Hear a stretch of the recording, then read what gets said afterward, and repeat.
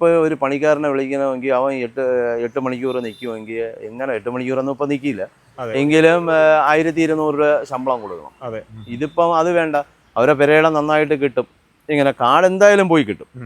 ശരാശരി ഒരു 1.5 കൊല്ലം നിൽക്കുകയെങ്കിൽ അവരെ വിളയിൽ ഒരു പോച്ചയും കാണും. അപ്പോൾ ഇതിൽ പല വിധത്തിലുള്ള കുട്ടികളുണ്ട് സാമ്പത്തിക അടിസ്ഥാനമായിട്ട്. അതായത് ഒരു 12,000 രൂപ 15,000 രൂപ കൊടുത്തൊരു കുട്ടിയെ വാങ്ങിച്ച് ഒരു 2-3 ഏക്കർ സ്ഥലമുള്ള ഒരു വ്യക്തി കൊണ്ടുവന്നിട്ട് കഴിഞ്ഞാൽ കാട് പോയി കിട്ടും. അതുമല്ല ഇവർക്ക് ചാണകം തന്നെ വളമായിട്ട് യൂസ് ചെയ്യില്ല. പിന്നെ ഇവരെ ചാണകം വളമായിട്ട് എടുക്കാം, അതല്ലാതെ തന്നെ ചാണകം ശേഖരിച്ച് അത് കൊടുക്കാൻ പറ്റും.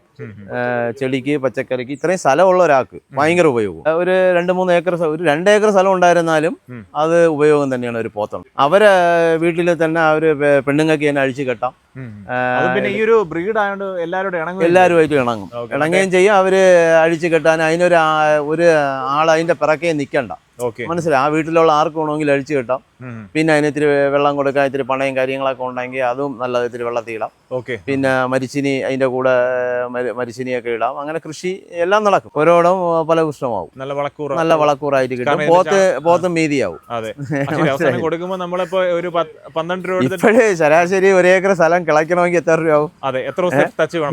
അല്ല, കാടെടുക്കുക, കിളയിൽ പോട്ട് കാടെടുക്കണോ? ഈ കാടെന്ന് പറഞ്ഞാൽ മഴ പിടിച്ച് ഇപ്പൊ കാട് കയറിയാണ്. പിന്നെ 1-2 പോത്തുകുട്ടി ഉണ്ടെങ്കിൽ അവർക്ക് സുഖമായിട്ട് കാര്യം ഒരു 1.5 വർഷം എങ്ങും കൊണ്ടുപോകണ്ട ആവശ്യമില്ല.